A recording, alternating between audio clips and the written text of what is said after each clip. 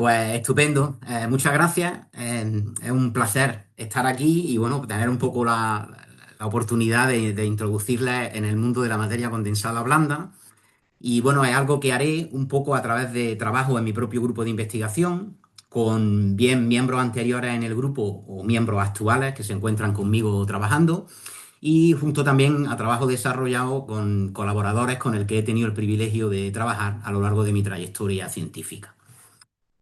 Entonces, el plan un poco de la charla es que, bueno, introduciré qué es la física de la materia condensada blanda y en concreto me centraré en enfatizar cualitativamente por qué blanda, de dónde viene ese adjetivo soft. Pondremos algunos ejemplos y, bueno, los elaboraremos a lo largo de la charla a través, como decía, de trabajo que hemos realizado en mi grupo de investigación. Hablaremos, por tanto, de mecánica de fluidos en la escala pequeña, o lo que se llama microfluídica. En estas situaciones muchas veces se generan chorros que rompen en gotas y esas gotas dan lugar a emulsiones. Hablaremos de polímeros y geles poliméricos, de cristal líquido, en los que introduciremos frustración de alguna forma en el orden parcial de este tipo de materiales y que muchas veces nos va a requerir de la presencia de defectos en el orden, que de hecho son defectos topológicos. Después pasaremos un tiempo también apreciable hablando de las suspensiones coloidales, de estos coloides que vibran y son como átomos cuando uno se olvida del aspecto cuántico más grande y que por tanto pues son fáciles de visualizar. Y finalmente me introduciré muy brevemente en el mundo granular, eh, junto adicional siendo en lo que denominamos hoy en día activo. Entonces hablaremos de partículas granulares activas y bueno, en nuestro caso ese tipo de partículas son de hecho hormigas, son Solenopsis invicta, hormigas fuego, de las que típicamente pues, uno ve en documentales de National Geographic. Bien, pues la materia condensada blanda esencialmente estudia materiales que, como el propio nombre indica, pues son blandos. Eso significa que desde el punto de vista mecánico son materiales que se deforman fácilmente. Un poco más genéricamente, son materiales con funciones respuesta grandes. Eso significa que pequeñas perturbaciones dan lugar o tienen grandes efectos. Son materiales que no son de lo que catalogaríamos de manera convencional sólidos, líquidos o gases. En muchos casos se trata de mezclas de fases, sólidos en líquido o mezclas líquido-líquido, o en el caso de un orden parcial entre el líquido isótropo y el sólido cristalino, pues tendríamos como una parte importante de la materia blanda lo que denominamos cristal líquido. Un ejemplo con el que estamos todos familiarizados de un material blando es la mayonesa. Es decir, la mayonesa, si lo pensamos un poco, es un material fascinante. Está formado por esencialmente dos ingredientes, el huevo y el aceite. Ninguno de los dos es sólido. Sin embargo, si hacemos la mayonesa bien, lo que obtenemos es un sólido. Es un material que desde el punto de vista mecánico se comporta como un sólido. Yo la pongo en el plato y tiene una forma determinada, no fluye como el agua, no se esparce como el agua. Si le doy empujoncito al plato, la mayonesa vibra y nos recuerda al comportamiento de un muelle, que es un poco el prototipo de lo que denominamos elasticidad, que asociamos al estado sólido. Sin embargo, evidentemente es blando, por eso no la podemos comer, entre otras cosas, y eso implica que si la ponemos en el cuchillo con una fuerza relativamente pequeña, conseguimos que se esparza sobre el pan, por ejemplo, o sobre cualquier otro sustrato. Si lo pensamos un poco, muchos de los materiales que utilizamos en nuestro día a día tienen este tipo de propiedades. Son materiales que tienen un comportamiento mecánico asociado a un sólido o a un líquido, dependiendo de lo que hagamos sobre el material, y en ese sentido, pues no se trata de líquidos simples o de sólidos cristalinos o sólidos amorfos convencionales. Bien, cuando uno habla de blandura, bueno, de alguna manera uno tiene una cierta intuición con este tipo de calificativo. Aquí en rojo pues vemos materiales que casi ninguno de nosotros tendría problema en catalogar como bastante rígidos, el acero, la madera o un ladrillo. Y en el azul, en el lado derecho, vemos otro tipo de materiales que también yo creo que la mayoría de nosotros sin duda catalogaría como significativamente más blandos que estos que hemos puesto en rojo. Ejemplos de estos materiales, pues hemos dicho la mayonesa, son alimentos que nos comemos, la mantequilla sería otro ejemplo, la pasta de dientes, e incluso nosotros mismos, el mundo biológico es significativamente más blando desde el punto de vista mecánico que estos otros materiales que asociamos con materiales más rígidos o duros. ¿Cómo distinguimos esa rigidez? Pues bueno, es con una propiedad física que se denomina el módulo elástico, y esa cantidad o esa magnitud lo que nos dice es cómo de fácil o de difícil es deformar un material. Es una propiedad que se mide muy fácilmente en el laboratorio, es decir, yo tengo mi material, el material no perturbado tiene una longitud característica que podemos llamar L, y ahora lo que hacemos es que aplicamos una fuerza F, el material se deforma una cantidad X, almacena energía, ¿no? Mientras la fuerza está aplicada, el material mantiene su forma, su estado deformado. Si libero la fuerza, el material retorna a su estado original, comportamiento típico de un muelle, elasticidad de bachillerato, incluso de antes, y lo que sabemos que relaciona la fuerza con la deformación es lo que llamamos la ley de Hooke, que nos dice que la fuerza por la unidad de área sobre la que se aplica, ¿vale?, es proporcional a la deformación unitaria, la deformación en sí X dividido por la longitud del material a nivel macroscópico no deformado L, esta cantidad es adimensional y entre medias lo que aparece es esa cantidad importante que nos permite determinar si un material es rígido o no, que denominamos el módulo elástico, ¿vale? Pues midiendo el esfuerzo y la deformación en el laboratorio, el cociente de ambas magnitudes nos da una medida del módulo elástico. Si hacemos esto en el laboratorio, lo que uno espera es medir valores de ese módulo elástico y la pregunta siguiente es qué valores o de qué números estamos hablando cuando uno mide el módulo elástico de ciertos tipos de materiales. Entonces vamos a centrarnos primero en materiales que son más o menos rígidos, ¿vale? Aquí estamos representando en un gráfico el módulo elástico del material en el eje Y frente a la densidad, aunque en este caso el eje X no va a ser tan importante.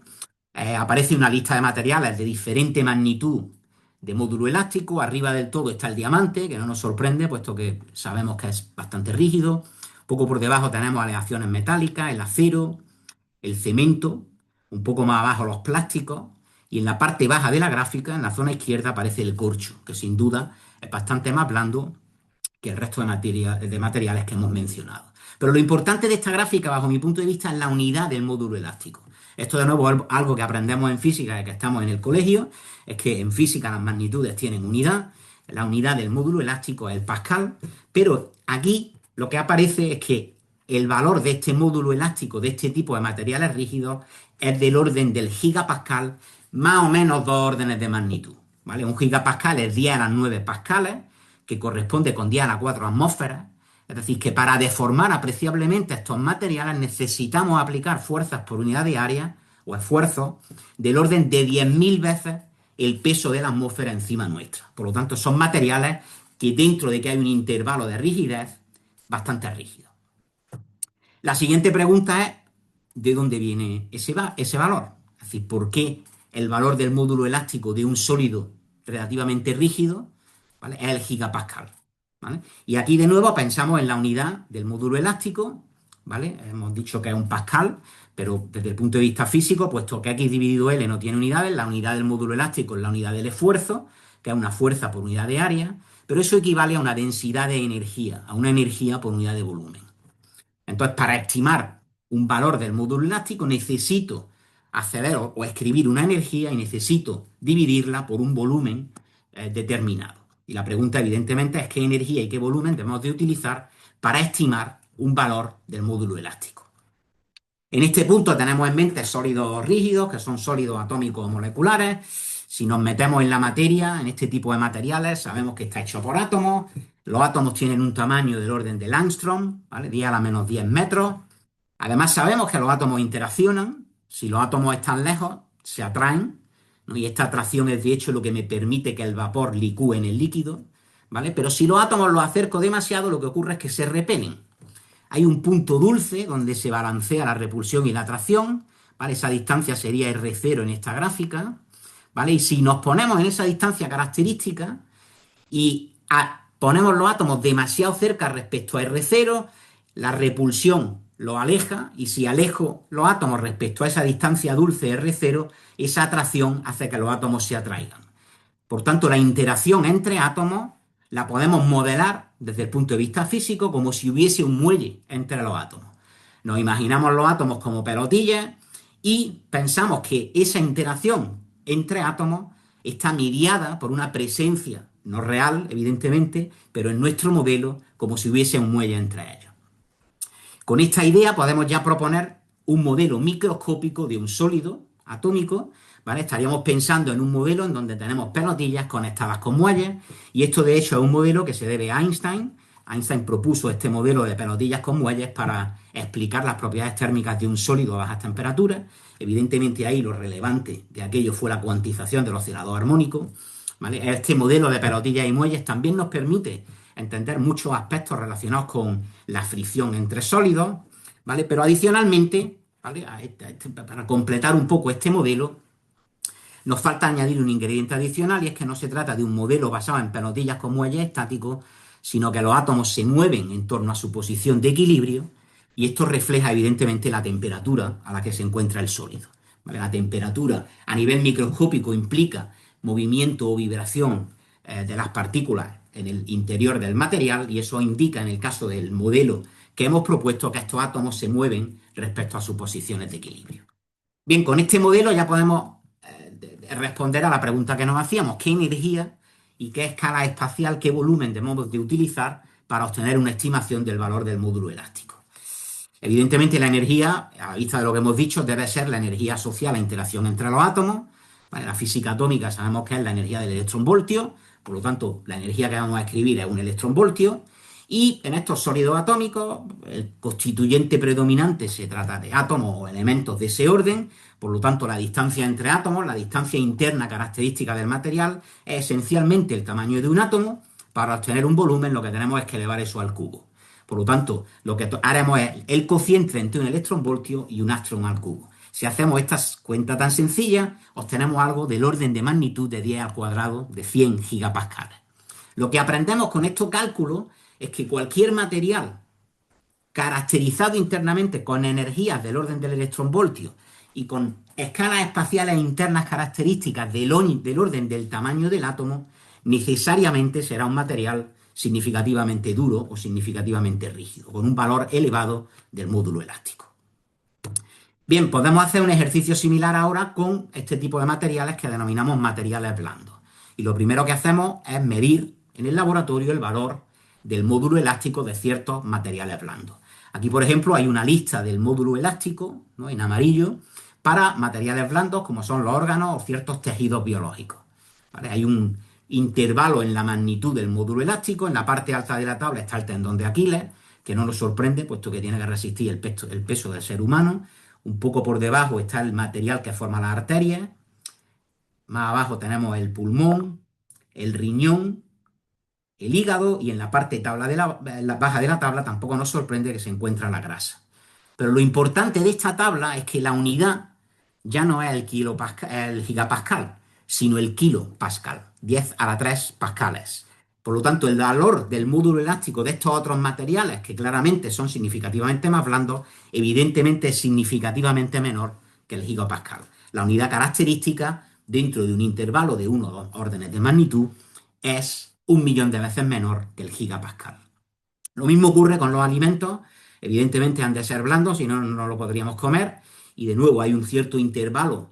Hay alimentos más o menos rígidos, pero lo importante es que la unidad que utilizamos para referirnos al valor de estos módulos elásticos de los alimentos es del orden del kilopascal, más o menos. Volviendo a lo que ya sabemos sobre cómo pensar sobre el módulo elástico, sabemos que el módulo elástico es una densidad de energía. En el caso de los materiales blandos, la energía característica es del orden de la energía térmica, kT, ¿vale? Son sistemas, estamos en el límite clásico, este sería el cuanto, si utilizásemos equipartición de energía térmica, kT con K la constante de Boltzmann. Si lo que queremos obtener es un valor del módulo elástico, que es 1 kilopascal, lo que nos damos cuenta es que necesitamos introducir una longitud interna característica significativamente más grande que el tamaño del átomo. Y esa esencialmente es la clave del por qué muchos de los materiales blandos son de hecho blandos.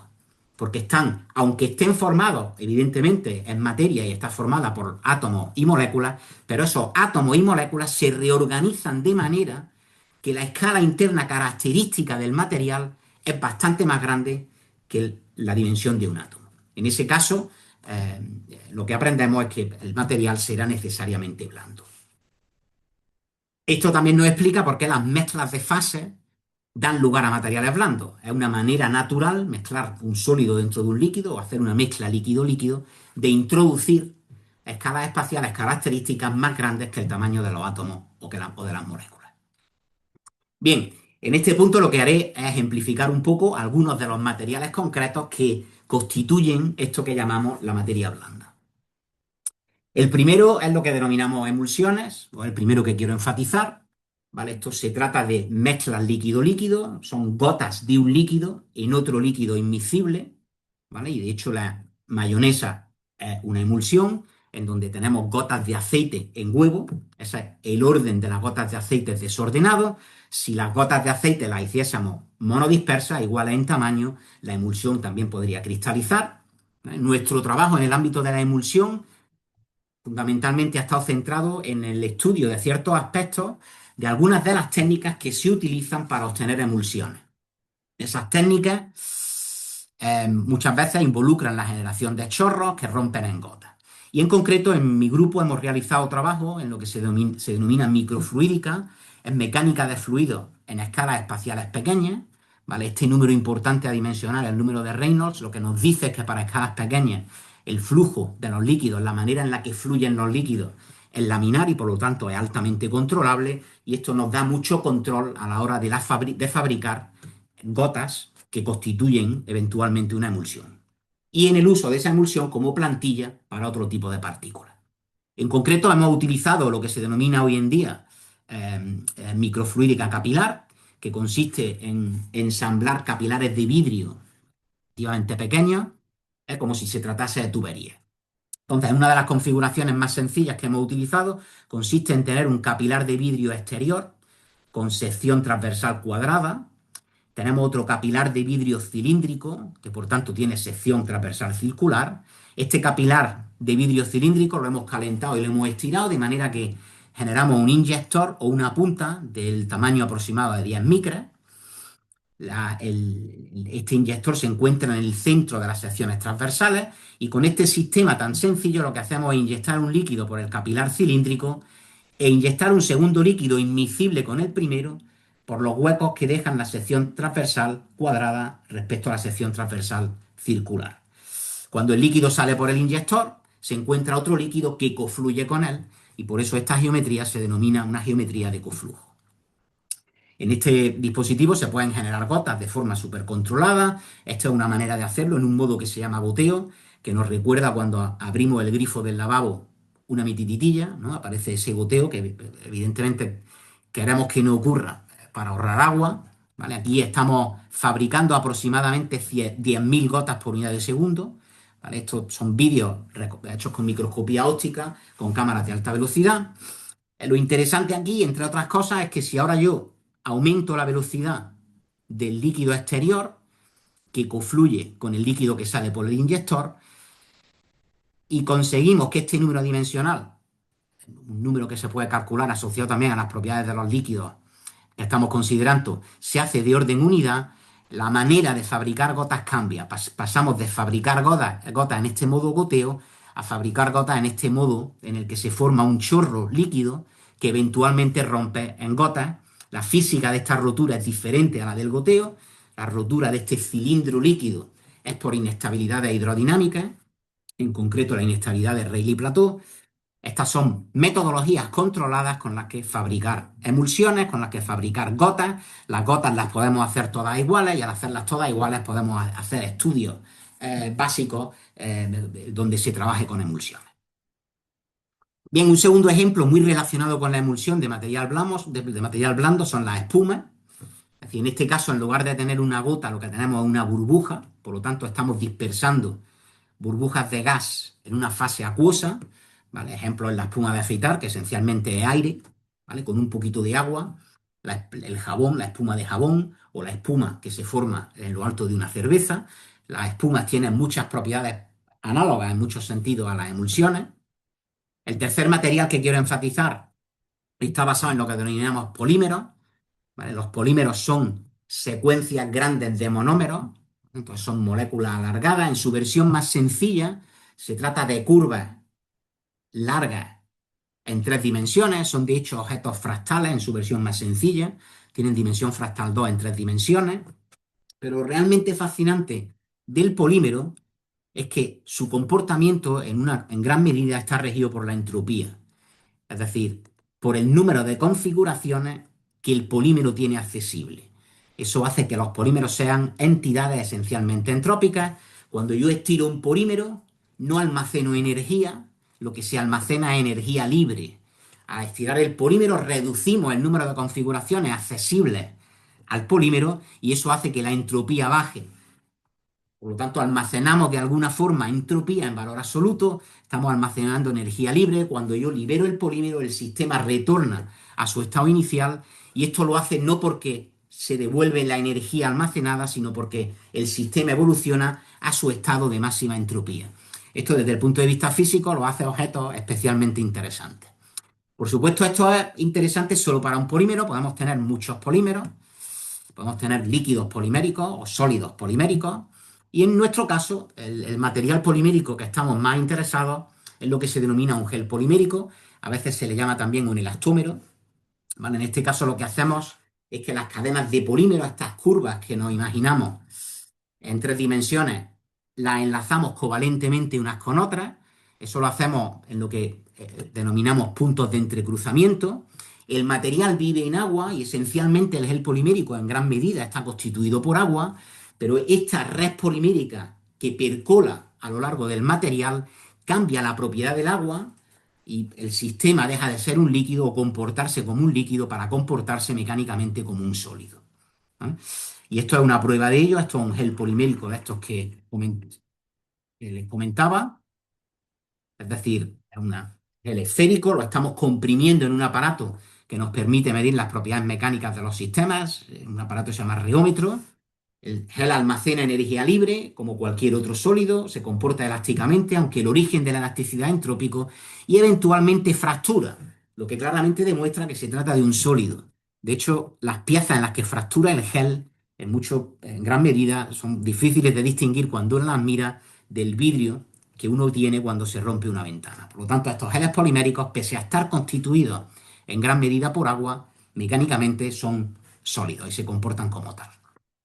La propiedad fundamental de estos geles poliméricos es que se pueden hinchar y deshinchar, ¿vale? Esto lo hacen absorbiendo o cediendo agua al ambiente, ¿vale? Esa es su propiedad que de alguna forma los define, ¿vale? Y al hincharse y deshincharse no solo cambia el tamaño, cambian también las propiedades físicas del gel, ¿vale? El material, el gel polimérico, hinchado es bastante más blando que cuando está deshinchado e igualmente, por ejemplo, sus propiedades ópticas se hacen significativamente distintas. Cuando el gel se hincha, lo hace absorbiente o solvente. Tenemos el mismo solvente dentro y fuera y por lo tanto el índice de refracción del gel polimérico es análogo al del medio en el que está y el gel es difícil de ver con luz visible, se comporta como un material transparente. Cuando el gel se deshincha, ese no es el caso, hay una diferencia en índices de refracción y eso hace que la propiedad óptica cambie y que por tanto veamos el gel. Este cambio de tamaño se puede conseguir con propiedades externas como por ejemplo la temperatura u otro tipo de propiedades. En nuestro caso, el material que utilizamos es termosensible. Está basado, para aquellos que han oído quizá un poco de polímero, en Polinipam, es un polímero bastante utilizado que cambia de tamaño con la temperatura. En este caso lo que tenemos es una corteza esférica polimérica, ¿vale? Está en agua, tiene agua dentro y fuera, y lo que hacemos es que acercamos un secador para aumentar un poco la temperatura y el gel responde deshinchándose. Entonces, son materiales termosensibles, bastante deformables, también compresibles. Bien, pues hemos hablado de emulsiones, hemos hablado de espumas, hemos hablado brevemente de polímeros y geles poliméricos, y ahora voy a dedicar un pelín de tiempo para hablar un poco más sobre otro tipo de material blando, uno que en mi laboratorio utilizamos con bastante frecuencia. De hecho, estamos abordando problemas utilizando cristal líquido del orden de 20 años. A este tipo de materiales, el nombre ya nos dice un poco por dónde va, es algo que tiene aspectos del líquido y aspectos del cristal, de ahí su nombre. La parte fundamental es que este tipo de materiales, en su versión más sencilla, están constituidos por moléculas que son geométricamente anisótropas. Es decir, esas moléculas cometeríamos un gran error si las considerásemos de geometría esférica, ¿vale? En muchos casos, esa geometría que se adecua más a la descripción de este tipo de moléculas son pequeños cilindros, cilindrillos. Y lo que ocurre con estos materiales es que a alta temperatura son un líquido isótropo, como lo es el agua o cualquier otro material. A bajas temperaturas cristaliza como el agua cristaliza en hielo. Lo que ocurre con el cristal líquido es que antes de cristalizar, conforme bajamos la temperatura, experimenta otras transiciones de fase y esas fases que se forman progresivamente se van ordenando desde el líquido isótropo al sólido cristalino. La fase cristal líquido más utilizada es una que se denomina la fase nemática, ¿vale? Tenemos nuestras moléculas que las asimilamos desde el punto de vista físico como cilindrillos, y lo que ocurre en la fase nemática es que estos cilindrillos se orientan a lo largo de la misma dirección. La fase nemática tiene, por tanto, orden orientacional. Sin embargo, si me fijo en el centro de masas de cada uno de los cilindrillos, esos centros de masa están totalmente desordenados. La fase nemática no tiene orden traslacional, solo posee orden orientacional. El que no posea orden traslacional, el que los centros de masa estén desordenados, hace que fluya fácilmente, de ahí que de alguna manera tenga ciertas analogías con los líquidos, pero es claramente anisótropo. Al alinearse las moléculas alrededor de un eje común, cualquier propiedad física a lo largo del eje y en la dirección perpendicular al eje es diferente, y eso lo hace que sean anisótropos, que es una de las propiedades más relevantes de un sólido cristalino. De ahí el nombre de que damos a estas fases, y de ahí que las denominemos fases cristal líquido. De nuevo, la que más utilizamos en mi laboratorio y en aplicaciones es la fase nemática. Mi trabajo, o el trabajo de mi grupo con este tipo de materiales, es esencialmente fundamental en espíritu, y bueno, abordamos problemas que de alguna manera nos referimos como cuestiones en donde la interrelación entre el orden, en nuestro caso orden nemático, ese orden orientacional, y la geometría y la topología de los espacios que utilizamos para confinar o en los que vive ese material ordenado, hacen cosas realmente fascinantes desde el punto de vista básico. Para ejemplificar un poco de manera más concreta a qué me refiero, pensemos que tenemos un material nemático, entonces nos imaginamos a nivel microscópico estos cilindrillos que decíamos, y la pregunta que nos hacemos es cómo recubriríamos la esfera con este tipo de sistema, con un conjunto de cilindros en esta fase orientacional que llamamos nemática.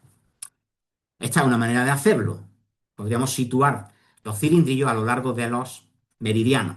También podríamos hacer a lo largo de los paralelos, ¿no?, que claramente dibujamos cuando pensamos en el globo terráqueo. Esta sería una manera alternativa de hacerlo.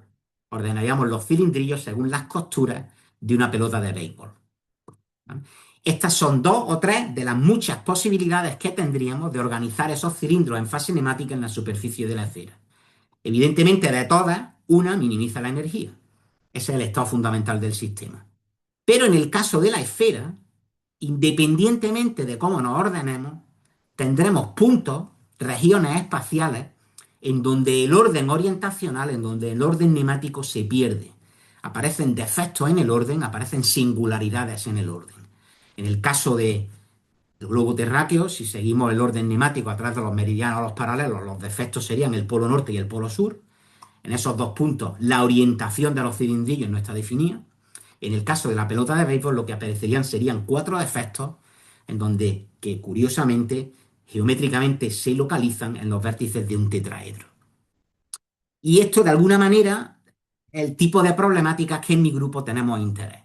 Es decir, la topología de la esfera impone restricciones que cualquier material ordenado tiene que cumplir. Entonces, en el caso de un nemático, el hecho de que yo quiera ser un nemático en una esfera, la esfera me impone unas restricciones matemáticas que el material no tiene más remedio que cumplir. El estado del sistema, el estado de mínima energía, determinará el estado en el que el sistema quiera estar. Y eso nos introduce en esta interrelación en donde la topología y la geometría del espacio, en este caso la esfera, dicta ciertas normas, ¿no?, que afectan a un material con orden que quiera vivir o estar confinado en este tipo de volúmenes.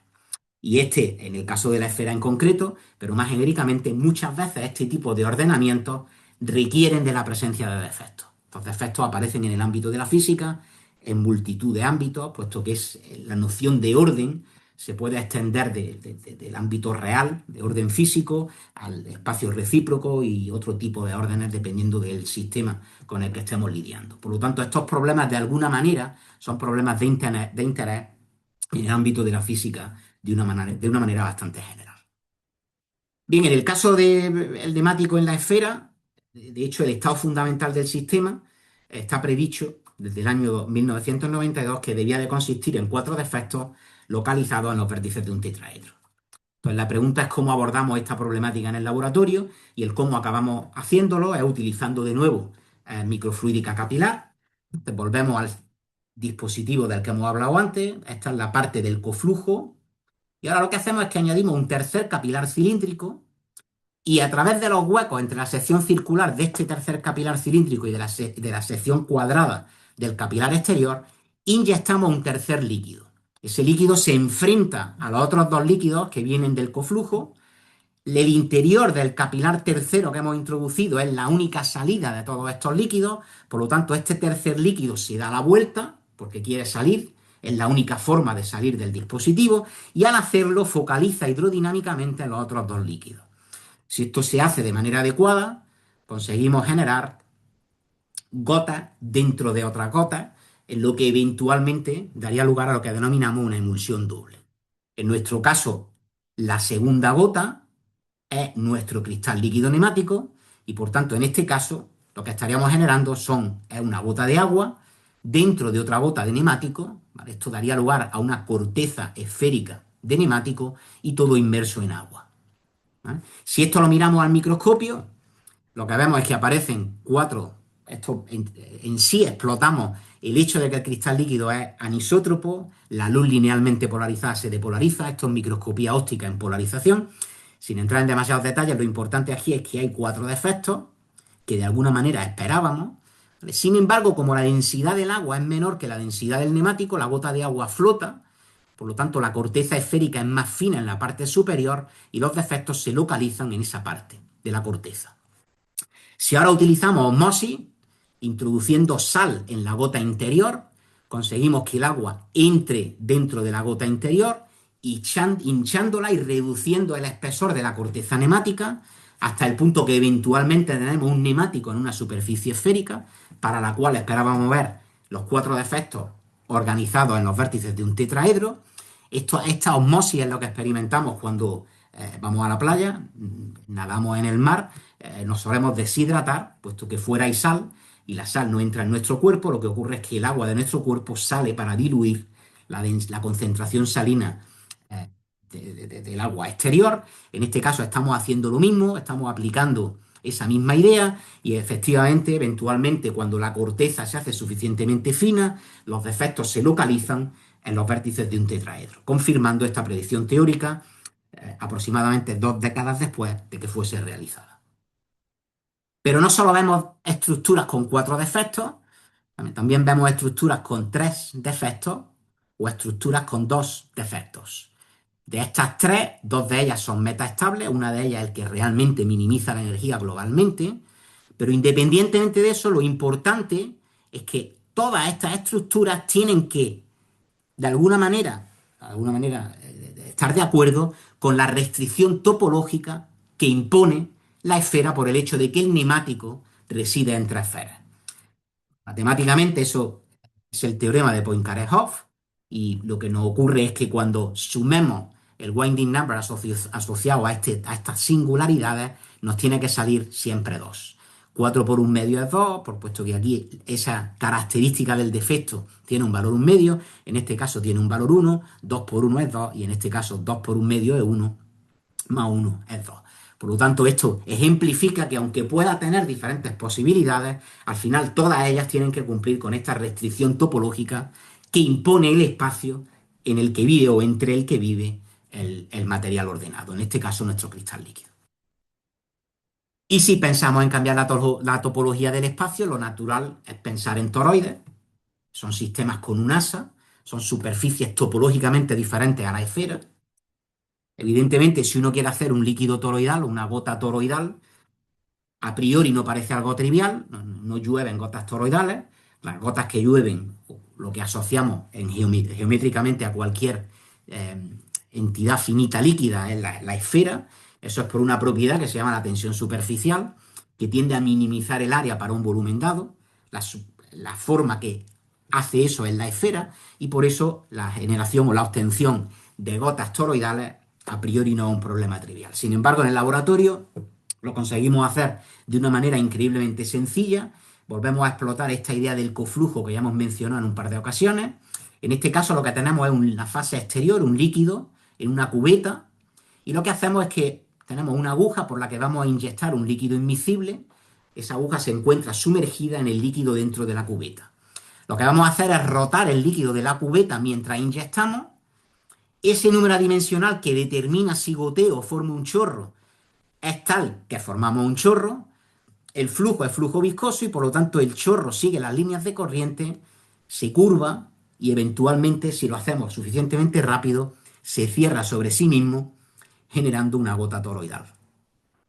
¿Vale? Un método increíblemente sencillo, pero que nos permite generar gotas con geometría toroidal eh, que deseemos. Evidentemente, una vez que la gota está hecha, este fue uno de los primeros experimentos en los que este tipo de cosas nos salieron en el laboratorio. Aquí vemos la cubeta, se encuentra dentro de ella la gota toroidal sale fuera del plano que estamos viendo, ¿vale? Estamos viendo la gota toroidal desde el lado. Evidentemente, la gota toroidal no puede ser estable, si no habría gotas toroidales alrededor nuestra. Entonces, lo que ocurre es que esa gota se rompe en un punto, eventualmente se rompe ese cilindro cerrado, se retrae y eventualmente se forma una gota esférica, que es eventualmente lo que la tensión superficial favorece. Esto puede ocurrir de otra manera, en donde la gota toroidal no se rompe y lo que ocurre es que ese asa interior progresivamente se elimina. Esta es una ruta diferente a la rotura que veíamos en la izquierda. De cualquier forma, es la evolución del sistema hacia la gota esférica está dirigido o liderado por la presencia de tensión superficial. Por lo tanto, si lo que queremos es tener gotas toroidales en el laboratorio, porque queremos estudiarlas, hay que prevenir o ganarle a la tensión superficial. ¿Vale? Hay que prevenir esta evolución del toroide hacia la esfera. Lo primero que se nos ocurrió fue cargar la gota toroidal. Si utilizamos líquidos con conductividad eléctrica no nula y aplicamos un potencial. Eso genera un condensador líquido cargado, hay esfuerzos eléctricos que compiten con la tensión superficial y esto fue lo que pensamos que quizá podría estabilizar la geometría toroidal. Sin embargo, ese balance entre la tensión superficial y los esfuerzos eléctricos no se consigue a lo largo de todo el toroide, por lo tanto, esta metodología no funciona. Desde el punto de vista físico fue muy interesante, de hecho dio lugar a una tesis entera de Alex Fraskopoulos. Hay electrohidrodinámica la mar de interesante, donde uno puede hacer un montón de cosas a nivel electrostático en coordenadas toroidales, pero al final, cargando el toroide, esa gota toroidal, no fuimos capaces de estabilizar dicha geometría. El cómo logramos hacer eso fue sustituyendo el líquido en la cubeta por algo que mecánicamente se comporta como la mayonesa, es un sólido blando. Para esto se denominan materiales con un esfuerzo de fluidización. Son sólidos que por encima de un esfuerzo fluyen como si fuera un líquido. ¿Vale? Son materiales relativamente blandos. En nuestro caso, estos materiales son geles poliméricos de tamaño granular, es decir, del orden de 100 micras. Tenemos muchos de esos geles se tocan y eventualmente dan lugar a un sólido, como el que vemos en este bote.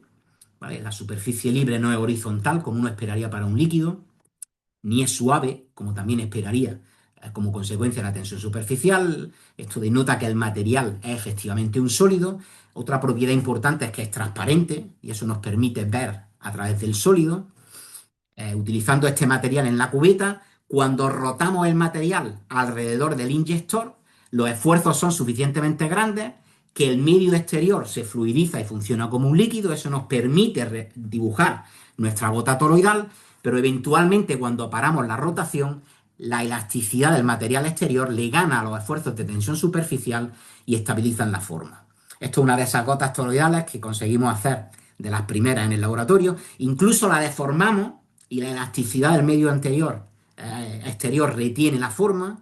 Si la perturbamos vemos que la gota es extremadamente estable. Por lo tanto, esto nos permite generar gotas toroidales y además podemos verlas en el microscopio. Esto eventualmente lo hicimos con la idea de abordar este tipo de problemáticas asociadas a orden, geometría y topología. Sin embargo, nos dimos cuenta que era una nueva metodología de imprimir en 3D y, bueno, licenciamos 2 patentes de impresión 3D asociados a estos desarrollos de laboratorio. Lo primero que hicimos fue generar esta gota toroidal con un neumático. ¿vale? Y si uno piensa en cómo se ordenan los cilindrillos en esa gota toroidal, lo primero que quizás se le viene a la mente es una configuración de este estilo. Esto se llama una configuración axial. Sin embargo, los experimentos, sin entrar en detalle, demuestran que eso no es lo que ocurre.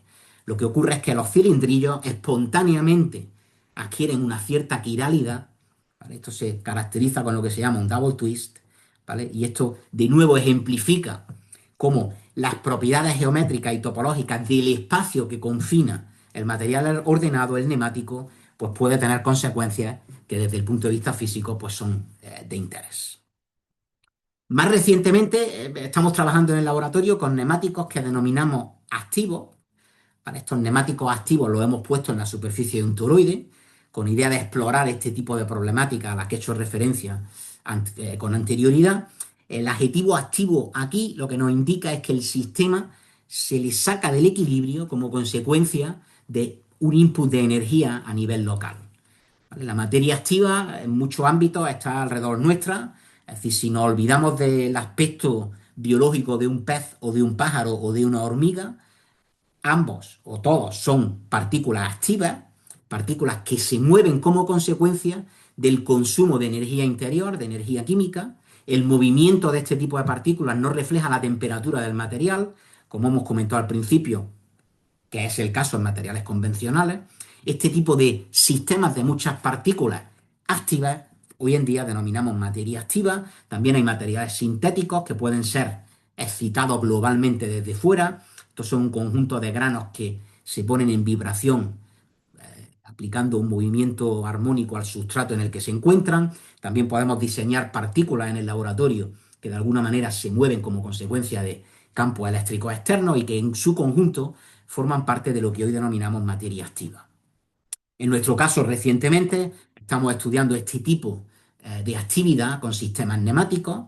Lo hemos colocado en lo alto de toroides, en la superficie del toroide, ¿vale? Lo recubre entero. Esto es microscopía confocal, en donde estamos viendo ese neumático activo en parte de la superficie. Estamos visualizando la parte baja del toroide, una parte del mismo, y esto se puede hacer en función del tiempo. Ese aspecto dinámico proviene de esa característica activa del neumático.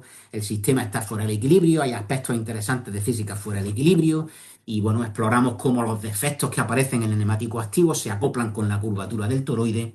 De nuevo, problemas que desde el punto de vista eh, matemático y teórico se han abordado en gran profundidad por gente significativa y relevante, y que, bueno, de alguna manera nuestros experimentos pues, aportan una visión de este tipo de problemas significativamente distinta. Bien, con esto me adentro en el quinto ejemplo de material blando, ¿vale? Son las suspensiones coloidales. Aquí también nos detendremos un pelín, ¿vale? En su versión más sencilla se trata de sólidos en líquidos, pero lo que realmente define un coloide es que se mueve como consecuencia de la temperatura a la que está el material. O sea, el coloide vibra y se mueve, ejecuta lo que denominamos movimiento browniano, ¿vale? Son partículas en ese sentido que se parecen a los átomos. Si me olvido del aspecto cuántico del átomo y pienso en el átomo como una partícula, el coloide es como un átomo grande, ¿no? Pero lo veo en el microscopio y además lo puedo seguir porque se mueve significativamente más lento que un átomo. Esto de alguna manera lo que me está permitiendo es acceder a los estados microscópicos del sistema de partículas, lo cual a día de hoy se puede hacer con átomos, pero es significativamente más difícil que hacerlo con coloides. Esta idea de pensar en los átomos como coloides, de hecho, se debe a Einstein, ¿vale? En uno de sus tres artículos importantes en el año 1905, de largo su artículo más citado, Einstein escribía que de acuerdo con esta teoría, la teoría cinética, ¿vale? Una molécula disuelta se diferencia de un sólido suspendido solamente, ¿no? Sólido suspendido coloide, ¿no? Solamente por sus dimensiones. Y no es aparente que un número de partículas suspendidas de coloides no produzca la misma presión osmótica, esa presión osmótica es la presión del soluto, la presión de los coloides, que un número idéntico de moléculas. Esto de alguna manera sirvió para establecer una analogía entre estas partículas coloidales y los sistemas atómicos. Esa idea, de hecho, la desarrolló en el laboratorio Jean Perrin, que ganó el Premio Nobel en Física en 1926 por su trabajo en la estructura discontinua de la materia y especialmente por el descubrimiento del equilibrio de sedimentación. Lo que Jean Pegan hizo fue utilizar partículas coloidales en agua, ¿vale? Estas partículas tienen 600 nanómetros de tamaño, 0,6 micras, y con un microscopio rudimentario de la época, lo que Jean Pegan hizo fue determinar cómo la densidad de partículas depende de la altura. Evidentemente el sistema está en presencia de la gravedad y uno espera tener más partículas en la base que en la parte alta. Lo que encontró fue que la densidad de partículas disminuía exponencialmente con la altura. Y esto es exactamente lo que uno observa para un gas ideal a temperatura constante en presencia del campo gravitatorio. Pero ese decaimiento exponencial se produce a lo largo de una longitud característica que llamamos la longitud gravitacional y que contiene la constante universal de Boltzmann. Como en aquel entonces se sabía lo que era la constante de gases perfectos, el cociente proporcionó una medida del número de Avogadro. Esta fue una de las primeras medidas del número de Avogadro. Pegan obtuvo 6,8 10 a la 23, que teniendo en cuenta lo rudimentario del equipamiento que utilizó, esencialmente está de acuerdo con lo que sabemos que es el número de Avogadro hoy, 6,02 por 10 a la 23. Y esto fue capaz de medirse utilizando partículas coloidales. Evidentemente, esta analogía implícitamente implica que estamos trabajando con sistemas diluidos, puesto que si aumento la densidad o el número de partículas lo suficiente, las partículas se ven unas a otras y evidentemente las interacciones entre átomos y coloides no son necesariamente las mismas. Pero utilizando coloides podemos aumentar la densidad y utilizar equilibrio de sedimentación para acceder a la ecuación de estado del sistema.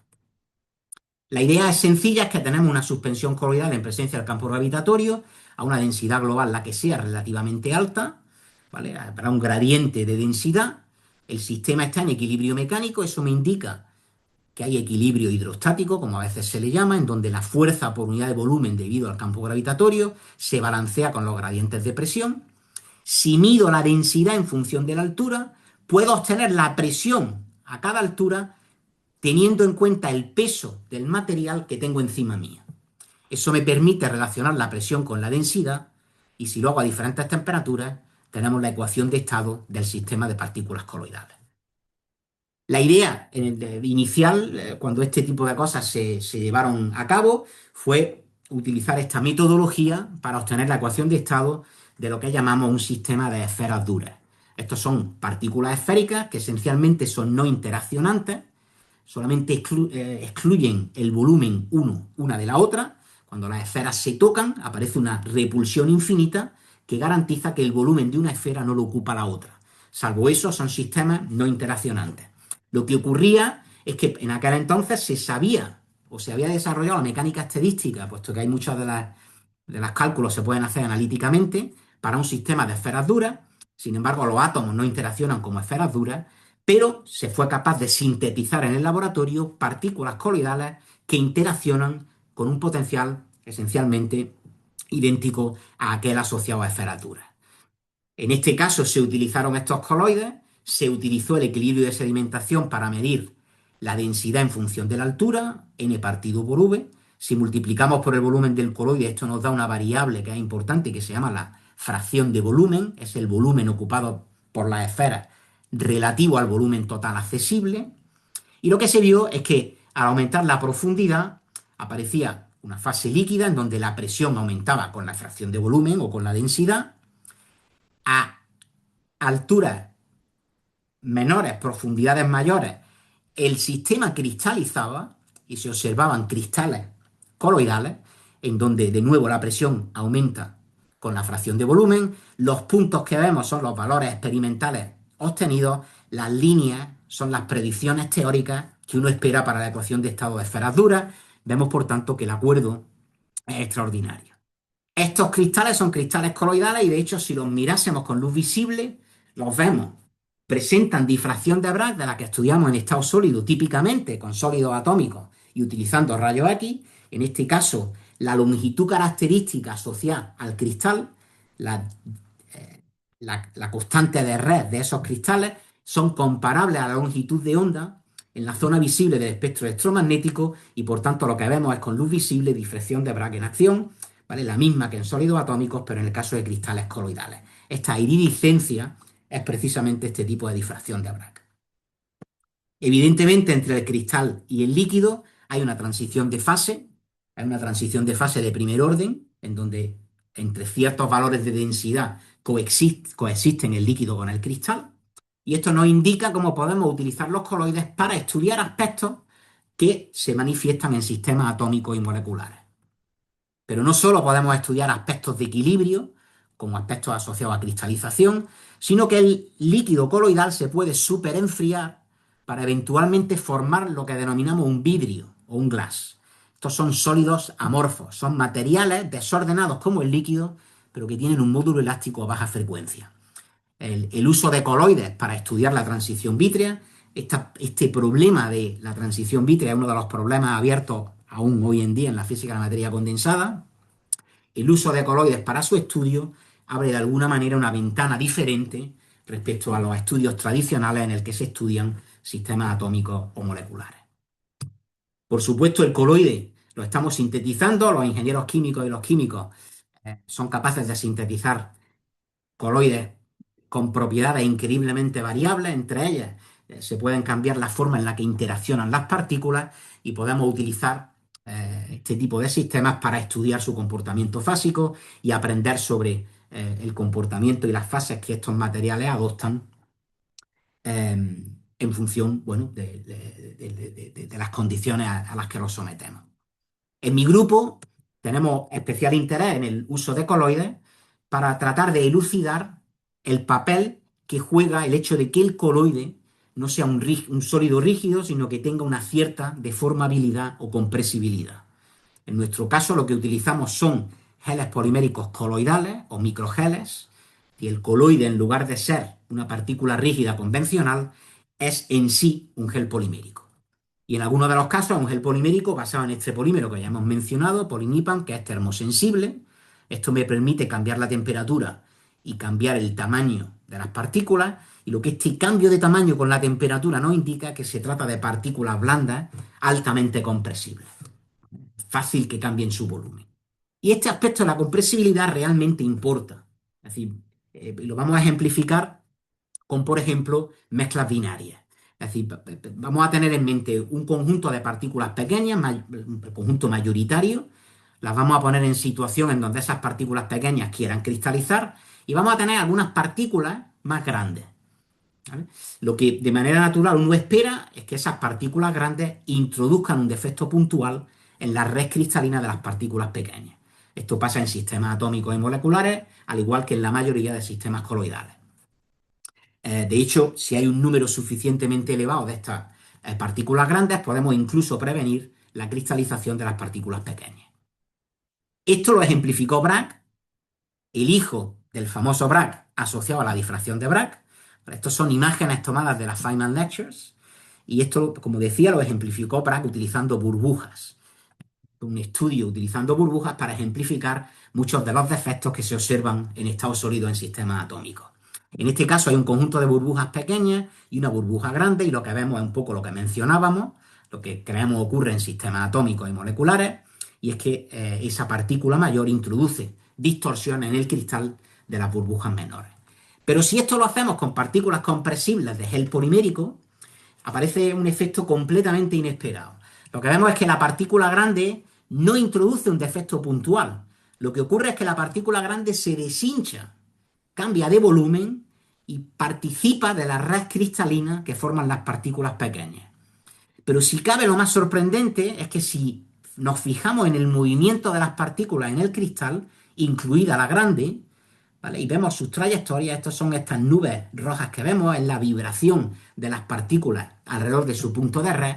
Lo que vemos es que esas partículas grandes vibran básicamente igual que las pequeñas, lo cual nos indica que esa compresión no es debido al contacto con las partículas exteriores, sino que tiene un espíritu o nos suena algo osmótico. Hay algo en el exterior que ejerce presión osmótica que hace que el agua del coloide grande salga hacia afuera y que provoca su compresión y por tanto su participación en la red cristalina de los coloides pequeños. De alguna manera estos materiales se autocuran en el sentido de que son capaces de espontáneamente eliminar estos defectos puntuales. Estas partículas, lo que hay detrás de este comportamiento es que se trata de partículas que en su periferia tienen carga, hacia un gel polimérico, hay cadenas poliméricas, esa secuencia de monómeros, algunos de esos monómeros están cargados y esas cargas se encuentran en la superficie. El sistema es electroneutro y eso significa que tiene que haber contraiones balanceando la carga del gel polimérico. La mayoría de esos contraiones se atraen electrostáticamente y forman una nube iónica que está ligada a la partícula. Por supuesto, algunos de estos iones están débilmente ligados a la partícula y son capaces de escaparse de esa atracción y situarse tanto en el interior como en el exterior de las partículas.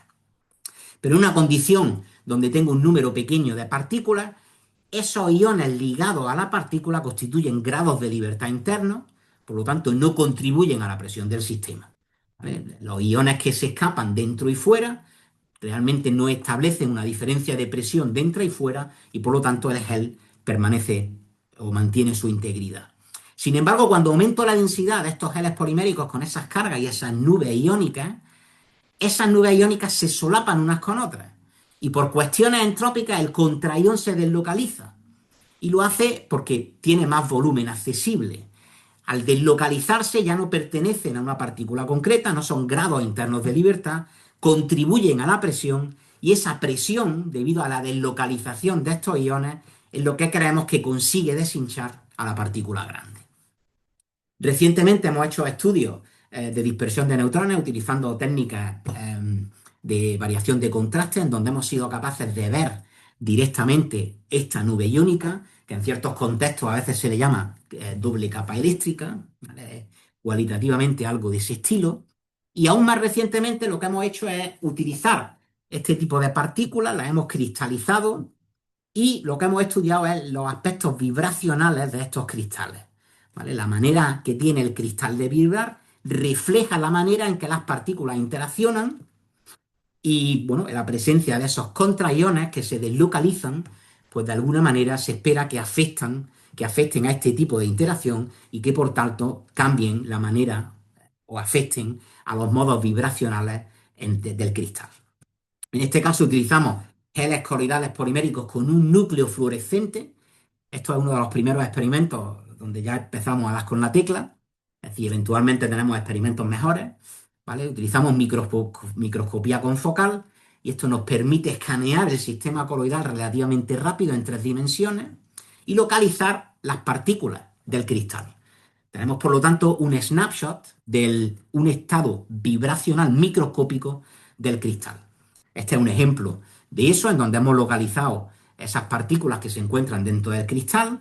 Una vez que las tenemos, esto es un microestado vibracional, una vez que los tenemos nos introducimos, caracterizamos el entorno local y nos quedamos con aquella parte del cristal que cristaliza en una estructura cúbica centrada en las caras, una FCC. Esto lo hacemos porque para la FCC se conocen perfectamente sus modos de vibración normales. Y lo que hacemos aquí es que a partir de estos estados microscópicos vibracionales somos capaces de medir experimentalmente la relación de dispersión. Entonces, esencialmente es la frecuencia en función de la magnitud del número de ondas a lo largo de, en este caso, ciertas direcciones de simetría del cristal cúbico. Estos vectores de onda, por supuesto, se encuentran en el interior de la primera zona de Brillouin asociada a la FCC, que como sabemos una red cristalina BCC. Esta sería en la derecha la celda Wigner-Seitz. El punto es que estas relaciones de dispersión medidas experimentalmente a través de acceder a esas posiciones de los coloides en el cristal, a esos estados vibracionales microscópicos, sabemos lo que son para una FCC.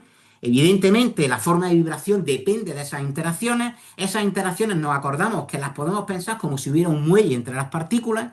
Por lo tanto, a través de comparar la teoría con el experimento, somos capaces de obtener una estimación de esas constantes elásticas asociadas a los muelles que hipotéticamente nos dan o nos dictan cómo interaccionan las partículas.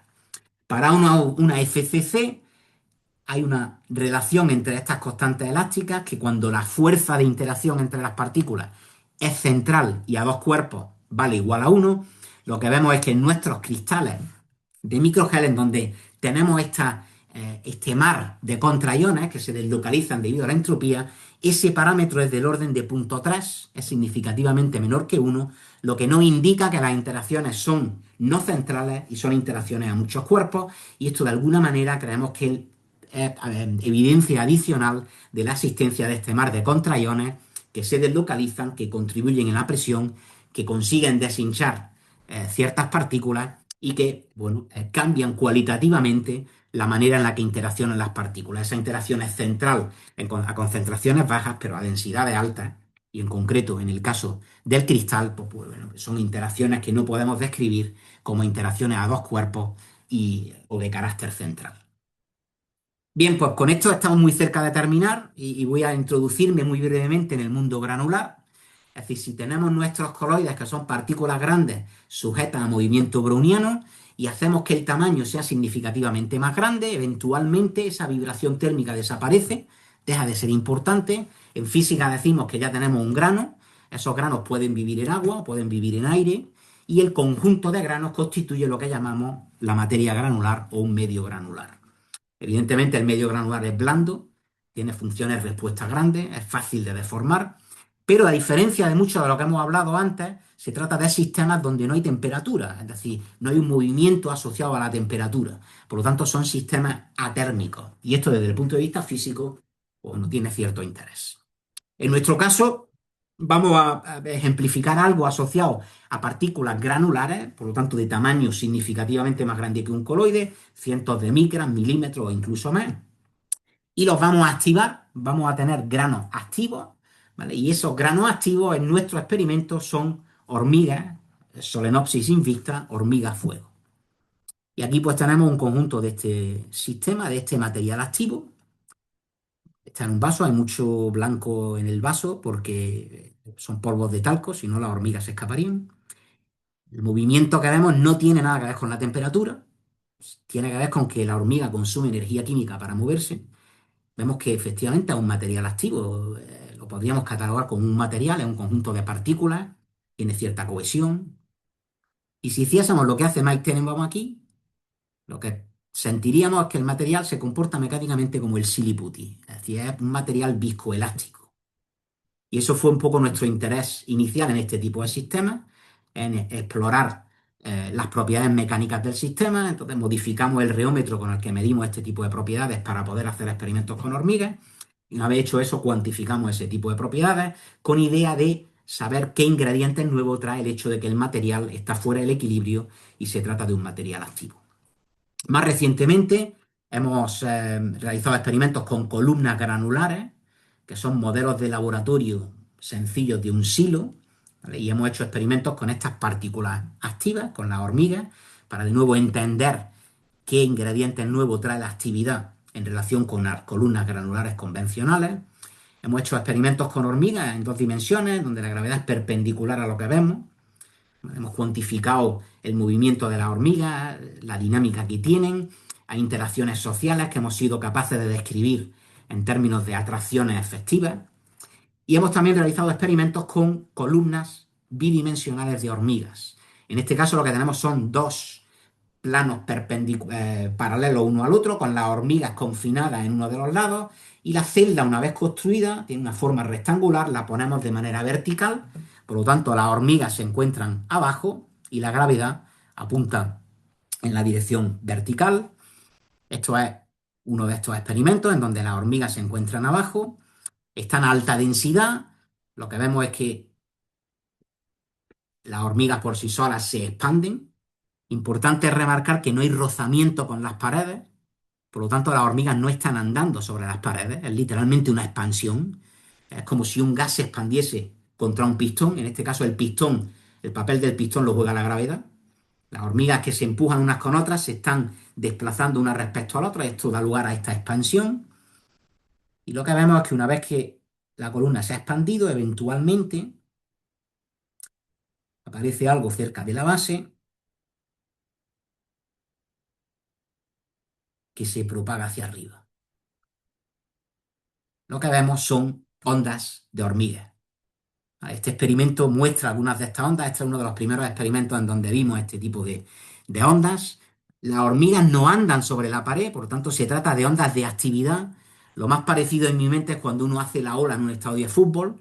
Esa actividad es la que se propaga, las hormigas se mueven y ese movimiento es el que sube hacia arriba en forma de una onda. Se trata de ondas solitarias, son especialmente interesantes porque hemos comprobado que se trata de ondas no lineales. Además, en la onda la densidad es mayor, por lo tanto son ondas de densidad y el movimiento que se propaga es un cierto alineamiento entre las hormigas. Por lo tanto, se trata de la propagación de un modo colectivo en donde el conjunto no se mueve, lo que se propaga es la perturbación. Por lo tanto, son ondas en su estricto sentido, ondas solitarias. Y con esto termino, de verdad, un poco indicando cuatro aspectos, en mi opinión, relevantes del por qué la materia condensada blanda es de interés y en particular lo es precisamente por ser blanda. Y el hecho de que sea blanda eh, la hace especialmente interesante. Entre otras cosas, nos proporciona un conjunto de materiales con el que hacer cosas en el laboratorio de una manera relativamente sencilla, con el que abordar problemas importantes o relevantes en ciertos sentidos dentro de ciertos ámbitos de la física, más allá de la materia condensada blanda.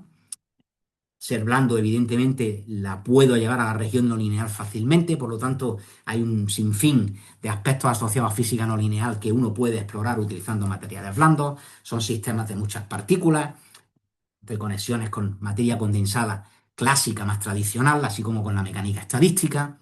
La topología y la geometría realmente importa, e importa en espacio real, e importa en espacio real precisamente porque el material es blando. Si no fuera blando, el material no respondería en muchos casos como lo hace cuando lo confinamos o lo hacemos vivir en espacios con topología y con geometrías no triviales. Por otro lado, la materia blanda importa, e importa porque tiene un sinfín de aplicaciones que experimentamos en nuestro día a día, en muchos casos sin darnos cuenta y sin pensar en los aspectos físicos que determinan las propiedades de muchos de los materiales que utilizamos. En mi grupo tenemos colaboraciones con industria, tenemos la fortuna de tener este tipo de colaboraciones y bueno, es satisfactorio, no solo porque ayudamos a resolver problemas en el ámbito aplicado, sino bajo mi punto de vista lo más trascendente es que al hacer eso acabamos haciéndonos preguntas que nos damos cuenta que no están resueltas.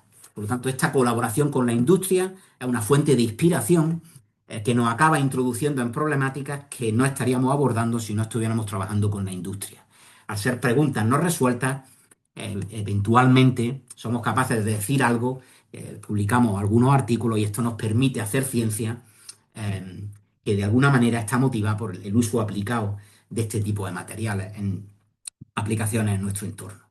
Por otro lado, si uno combina ese aspecto de ser blando con el hecho de ser activo, tiene un conjunto de sistemas que hoy denominamos materia activa y que de alguna manera son modelos físicos del comportamiento de muchos sistemas biológicos. Los tejidos biológicos están constituidos por células, las células, pese a su complejidad intrínseca, como la de cualquier otro ser vivo, eh, eh, complejidad alta, sin embargo, las podemos considerar como partículas. El tejido es un conjunto de estas partículas activas y es, por lo tanto, desde ciertas perspectivas, un material activo.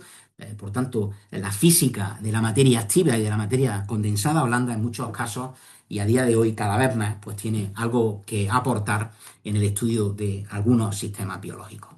Y con esto termino de verdad y le agradezco mucho por su atención. Pues muchísimas gracias, Alberto, por esta charla, que la verdad es que ha sido muy interesante, eh, muy clara. Has hecho un gran esfuerzo para que todos los estudiantes, que seguro que están asistiendo realmente, yo creo que has sabido explicar muy bien algunos conceptos que a priori podían parecer más complicados. Muy bonita, la verdad es que has puesto unas fotos y unos vídeos muy bonitos. Me Y encanta. la verdad es que me ha gustado, sí, sí, y me ha gustado mucho además ese comentario que has hecho al final respecto a las aplicaciones, ¿no? Que la verdad es que es muy bonito también poder estar colaborando directamente con empresas. Ya has hablado incluso de las patentes que tenéis y tal. Bueno, voy a ver qué preguntas hay. Estupendo. Ya sabéis que si queréis ponerlas en la parte de preguntas y respuestas, ¿vale? Y ahora se Sí, las sí, transmito a que Alberto. cualquiera se sienta libre con mandarme un email, contactarme, preguntarme aquello que tenga interés o que tenga curiosidad, es decir, que eso sin problema. Pues sí, de hecho, aprovecho mientras os animáis, que ahora mismo todavía no he visto ninguna.